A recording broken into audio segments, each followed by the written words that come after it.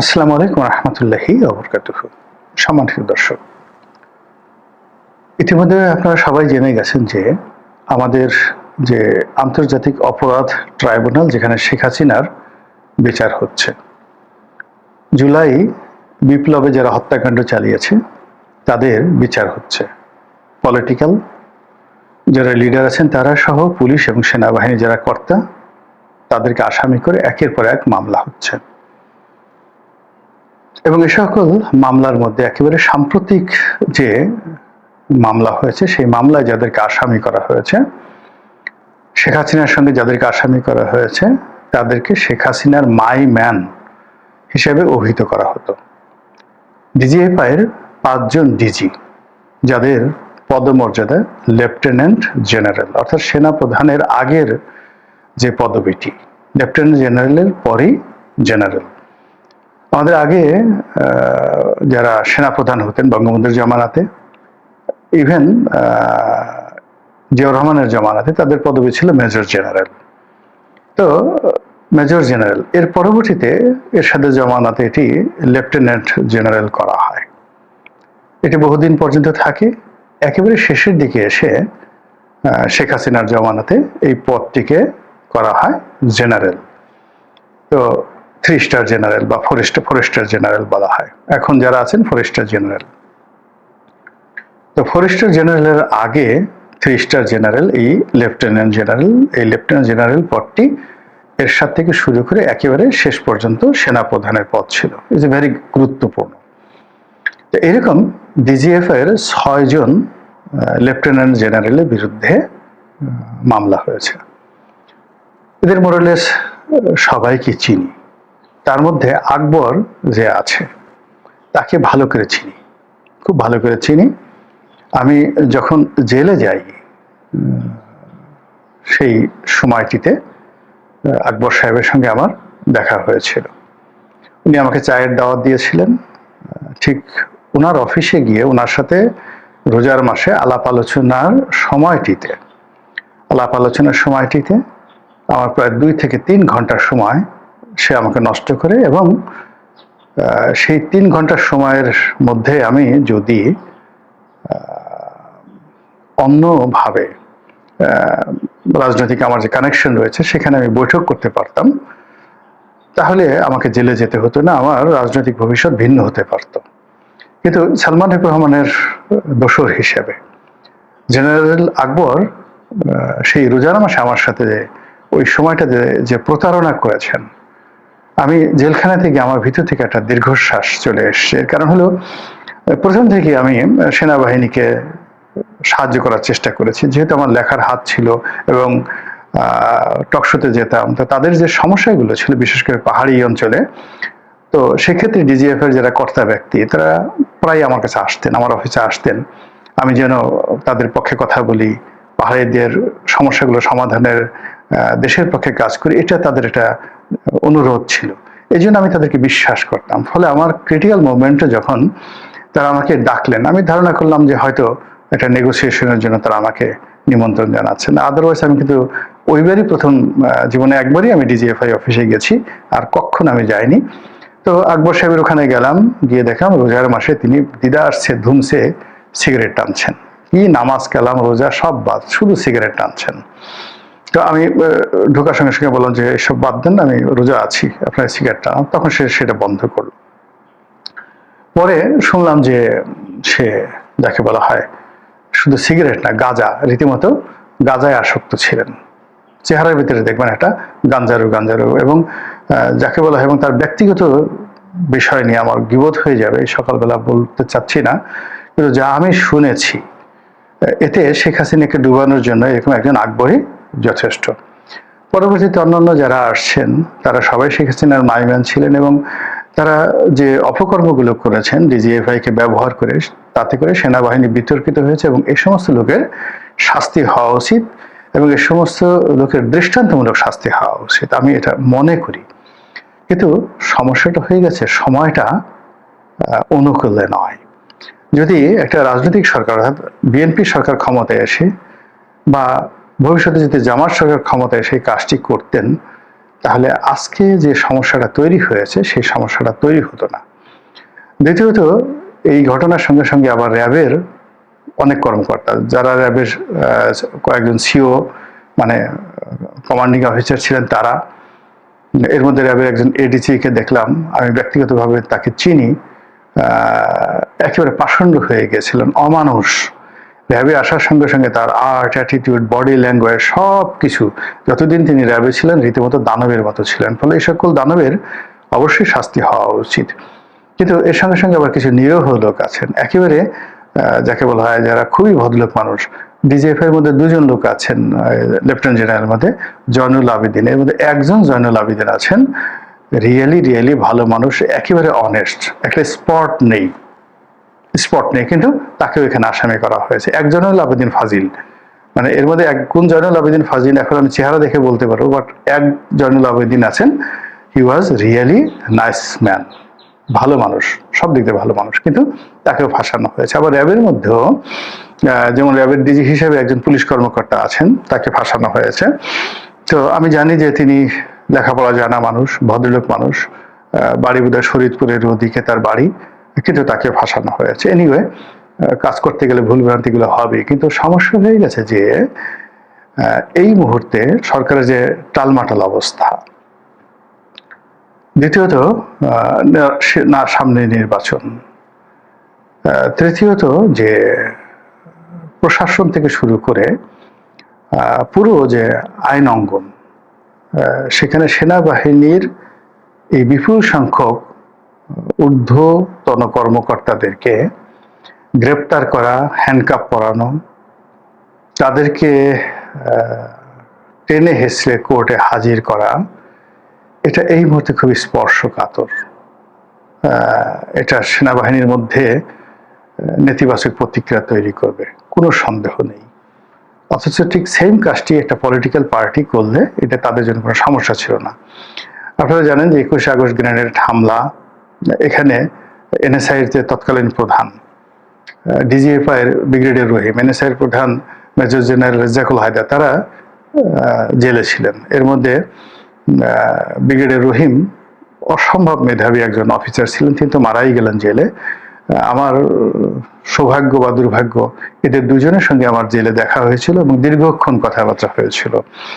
তো কাজেই এই দুজন মানুষ কি করে এই ঘটনার সাথে জড়িত হয়ে গেলেন, তারা আমাকে অন্তরঙ্গভাবে, জেলখানাতে বসে কিন্তু বেশিরভাগ লোক মিথ্যা কথা বলে না, তো তারা বলার চেষ্টা করছিলেন যে এখানে আসলে টোটাল ঘটনাটা 21 আগস্ট গ্রেনেড হামলা বা অন্য যা কিছু আছে, 10 ট্রাক অস্ত্র মামলা, এই পুরো জিনিসগুলোর নেপথ্য কারণগুলো জেলখানাতে যেভাবে শুনে এসেছিলাম, তাতে অনেক সময় একটা চেইনের মধ্যে অনেক কিছু করতে হয় সবাইকে, এটা হলো বাস্তবতা। তো যাই হোক, এনিওয়ে, এখন এই যে শেখ হাসিনার মাইমান যে 5 জন জেনারেলকে, আমি 5 জন জেনারেলকে নিয়ে কথা বলি, অন্য কাউকে নিয়ে কথা বলার দরকার নেই, তাদের বিরুদ্ধে গ্রেপ্তারি পরোয়ানা জারি করা হয়েছে। ইতিমধ্যে যে কথা শোনা যাচ্ছে যে এই 5 জনই এখন নিরাপদ আশ্রয়ে আছেন, অর্থাৎ সেফ এক্সিট নিয়ে দেশের বাইরে আছেন।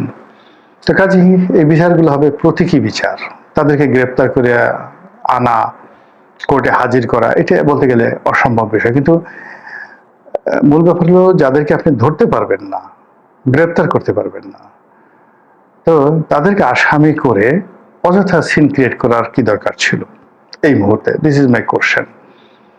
সেকেন্ড থিং হলো যে এটা এই মুহূর্তে কেন দরকার ছিল? বিকজ মূল টার্গেট তো শেখ হাসিনাকে মামলা দেওয়া, মূল টার্গেট হলো আওয়ামী লীগকে নির্বাচনের বাইরে রাখা, আওয়ামী লীগকে ভয় দেখানো। মূল টার্গেট হলো যে বর্তমান যে সরকার, সে যেন একটা সাকসেসফুল নির্বাচন করতে পারে, ডক্টর মোহাম্মদ ইউনূসের সরকার, অথবা সে যেন শান্তিপূর্ণভাবে নিরাপদে ক্ষমতায় থাকতে পারে। এই দুটো নিয়ে তো কাজ করছে। এক পক্ষ বলছে 50 বছর থাকুন, আর এক পক্ষ বলছেন যে না, আজকে নির্বাচন দিয়ে চলে যান। তো দুটো কাজই বর্তমান সরকার সফলতা চাচ্ছে। সেই সফলতা প্রদর্শন করার জন্য তাদের দরকার হলো মানে আওয়ামী লীগকে দমন করা। তা আওয়ামী লীগের যারা পলিটিক্যাল পার্সোনালিটি, অলমোস্ট সবাই জেলখানাতে আছে দেশের মধ্যে, আর দেশের বাইরে যারা আছেন তারা তো দেশের বাইরেই আছেন এবং তাদের বিরুদ্ধে মামলা মোকদ্দমা চলছে। তো সেক্ষেত্রে প্রশাসনকে দরকার সরকারের সবচেয়ে বেশি। তো সেই প্রশাসনে যারা কর্তা ব্যক্তি, যেমন ধরুন সকল আইজি একমাত্র নূর মোহাম্মদ সাহেব ছাড়া সবার বিরুদ্ধে মামলা হয়েছে। এখন মামুন সাহেব আইজি, শহীদুল্লাহ সাহেব আইজি, তারা জেলে আছেন।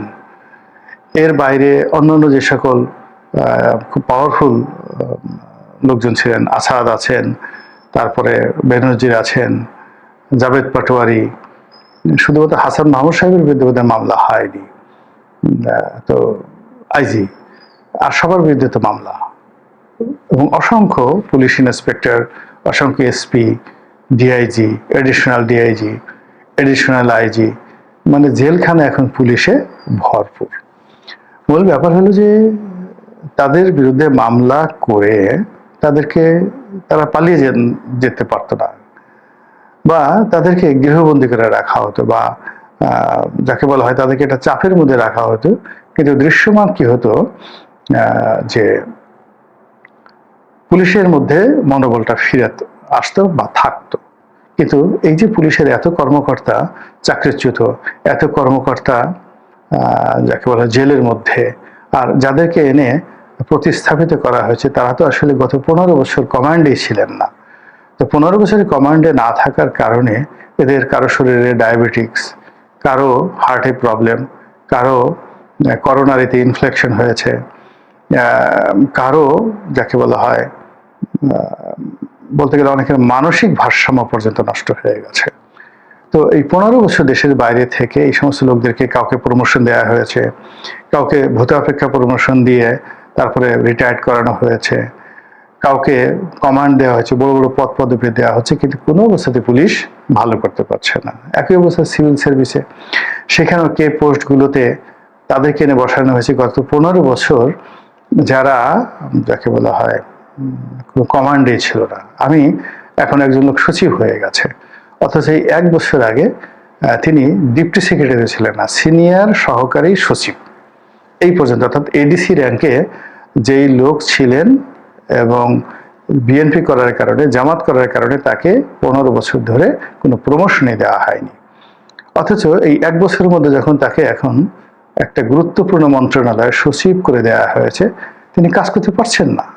তার সেই বিশ্বাসই নেই, কনফিডেন্সই নেই, ভীত সন্ত্রস্ত হয়ে সে শুধু ভয় পাচ্ছে যে কখন তার চাকরি চলে যায়, কখন এই সরকার চলে যায়, আবার তাকে জুলুমের মধ্যে পড়তে হয়, আবার তাকে জেলে যেতে হয়, এই ভয়ে কাজ করতে পারছেন। আর যারা রিটায়ারমেন্ট ছিলেন, যাদেরকে বসানো হয়েছে, যেমন ক্যাবিনেট সচিব, তারপর শেষে এই যে সংস্থাপন সচিব ছিলেন যে ভদ্রলোকের বিরুদ্ধে এখন দুর্নীতির অভিযোগ আসছে, যাকে সরিয়ে দেওয়া হয়েছে। তো এরকম অনেকের বিরুদ্ধে যারা রিটায়ারমেন্ট থেকে এসে এখানে দায়িত্ব নিয়েছেন, তারা কেউ ভালো করতে পারেননি, কেউ ভালো করতে পারেননি। তো এই যে সরকার যে কাজগুলো করছে, যেগুলো আনএক্সপেক্টেড, অনাহূত এবং অপ্রয়োজনীয়, এর ফলে সরকারের যে মূল লক্ষ্য, গোল, সে গোল থেকে তারা পিছিয়ে যাচ্ছে। আর এ সমস্ত কর্মের ফলে কি হলো, প্রতিপক্ষ শক্তিশালী হচ্ছে, আওয়ামী লীগ শক্তিশালী হচ্ছে। আর যারা সরাসরি ক্ষতিগ্রস্ত হচ্ছে তারা চিন্তা করছে যে, মানে নর্মালি হলো কি, যে ধরুন এই 5 জন জেনারেল বা তার সাথে সম্পৃক্ত এই 5 জনের সাথে ধরুন আরো 50 জন করে আছে, তা 5-50 250 যদি কর্মকর্তা থাকে, তো 250 কর্মকর্তাদের মধ্যে ধরেন গড়ে 200 কর্মকর্তা এখনো কমান্ডে আছে, যারা একসঙ্গে অপারেশন পরিচালনা করেছে। খুন বলেন, জখম বলেন, ঘুষ বলেন, দুর্নীতি বলেন, একসঙ্গে তারা কাজ করেছে। ডিজিএফ এর ডিজি তো নিজে কোনো কাজ করেননি, তিনি কমান্ড করেছেন। তিনি কমান্ড করেছেন হয়তো একজন ব্রিগেডিয়ারকে, ব্রিগেডিয়ার কমান্ড করেছে একজন কর্নেলকে, কর্নেল কমান্ড করেছে লেফটেন্যান্ট কর্নেলকে, লেফটেন্যান্ট কর্নেল তার লোকজন নিয়ে সে সেটা বাস্তবায়ন করেছে। এটাই তো হয় নর্মালি, কেননা ফিল্ডে যারা থাকে সিও তারা লেফটেন্যান্ট কর্নেল পর্যায়ে থাকে, আর কর্নেল যারা থাকেন তারা অফিসে বসে থাকেন, কমান্ডিং অফিসার হিসেবে বা কোর কমান্ডার হিসেবে তিনি সেখানে থাকেন। তো মানে লেফটেন্যান্ট জেনারেল, মেজর জেনারেল, ওনারা তো জাস্ট কমান্ডটা ক্যারি করেন বা কমান্ডটা থ্রো করেন, এই হলো অবস্থা। এখন ওই যে আকবর, সে ওই অফিসে বসে যে কাজটা করেছে, সে তার সেকেন্ড ইন কমান্ডকে দায়িত্ব দিয়েছে। এইভাবে ক্যাপ্টেন পর্যায়ে যারা ছিল, সেই ক্যাপ্টেন, অর্থাৎ আকবরের সময় যারা ক্যাপ্টেন, তারা হয়তো এখন মেজর জেনারেল হয়ে গেছেন, ব্রিগেডিয়ার জেনারেল হয়ে গেছেন। তো এই মানুষগুলোর মধ্যে তো এই 200 অফিসারের মধ্যে একটা আতঙ্ক ছড়িয়ে পড়ছে না? আতঙ্ক ছড়িয়ে পড়ার ফলে তারা কি করছে, তারা ধরে নিচ্ছে যে এগুলো যখন কোর্টে উঠবে, আলোচনা হবে, তাদের নাম অটোমেটিক চলে আসবে এবং টুডে অর টুমরো তাদেরও এই মামলায় অন্তর্ভুক্ত হবেন। ফলে কি হচ্ছে, তারা যার যার অবস্থান থেকে ফ্রাস্ট্রেশনের পরিবর্তে নিজেদেরকে এই কনস্পিরেসির অংশ করে ফেলবে তারা, এবং তারা চিন্তা করবে যে গেছি তো, আমাদের গায়ে আওয়ামী লীগের সিল সাপোর, নৌকার সিল সাপোর লাগানো হয়ে গেছে, আমরা জেলে যাব, জেলে যাওয়ার আগে দেখি কি করা যায়। তো এই কাজটি কি করার দরকার ছিল, এটা আমি বুঝতে পারছি না। আবার এই যে এখন এই 5 জনকে করা হলো, এই 5 জনকে করা হলে এটা এখানে থেমে থাকবে না। এরপর দেখবেন যে সেনাপ্রধান যারা ছিলেন তার আমলে, জেনারেল আজিজ বলেন, তারপর শেষে অন্যান্য যারা জেনারেল ছিলেন, ইনক্লুডিং আইকেবি ইকবাল করিম ভূঁইয়া, এরা কেউ বাদ যাবেন না। এর কারণ হলো শেখ হাসিনা কৌশলে যে কাজটি করেছেন, প্রত্যেকটা লোককে ফাইন্যান্সিয়ালি করাপ্ট করে দেওয়ার জন্য সে সকল সুযোগকে অবারিত করে দিয়েছে। ইকবাল করিম ভূঁইয়ার মতো একজন প্রফেশনাল কর্মকর্তা, যার সুনাম সুখ্যাতির শেষ ছিল না, কিন্তু তাকে এত অবাধ স্বাধীনতা দেওয়া হয়েছে, বিশেষ করে ক্যান্টনমেন্টের পূর্ত কাজ করার জন্য। যেই পূর্ত কাজগুলো নিয়ে যদি ক্যান্টনমেন্টের মধ্যে এখন তদন্ত হয়, বাইরে থেকে যদি কেউ তদন্ত হয়, তিনি এবং তার যারা লোকজন আছেন সবাই ফেঁসে যাবেন। এরপরে যে কাজটা করেছে, রিটায়ার করার পর, আমি শোনা কথা সত্য মিথ্যা, শেখ হাসিনা তাকে একটা বিদ্যুৎ প্ল্যান্ট স্থাপনের অনুমতি দিয়েছেন। তো এটা নিয়ে উনি কিভাবে এটা অস্বীকার করবেন যে আমাকে দেয়নি বা আমি নেইনি, এটা তো অস্বীকার করতে পারবেন না। এভাবে আসলে জেনারেল আজিজ থেকে শুরু করে সকল সেনাপ্রধান, অর্থাৎ যদি পুলিশ প্রধানদের সাথে সাথে এইভাবে সেনাপ্রধানদেরকে টার্গেট করা হয়, তাহলে ওয়াকারুজ্জামানের মনে কি চিন্তা আসবে বলেন তো? বা ওয়াকারুজ্জামানের পরে যিনি আসছেন, যার নাম আসছে শামীম বা অন্য যারা আছেন, তাদের মনে কি আতঙ্ক কাজ করবে? বর্তমান প্রধান বিচারপতির মনে কি আতঙ্ক কাজ করবে? নেক্সট বিচারপতির মনে কি কাজ করবে? সব মিলিয়ে যে কাজগুলো হচ্ছে, আপনার কাছে কি মনে হচ্ছে যে এগুলো এত দ্রুত দরকার ছিল? আমি আগেই বলেছি যে এগুলো, আমি ব্যক্তিগতভাবে মনে করি এগুলো দরকার, কিন্তু এটা একটা পলিটিক্যাল স্টেবল সরকার ধীরে সুস্থে এই কাজগুলো যদি করত, তাহলে ফলাফলটা ভালো হতো। কিন্তু এই নির্বাচনের আগে হঠাৎ করে এই জিনিসগুলো, এটা আমার কাছে ব্যক্তিগতভাবে ভালো মনে হচ্ছে না। মহান আল্লাহ আমাদের সবাইকে হেদায়েত দান করুন এবং হেফাজত করুন। আসসালামু আলাইকুম ওয়া রাহমাতুল্লাহি ওয়া বারাকাতুহু।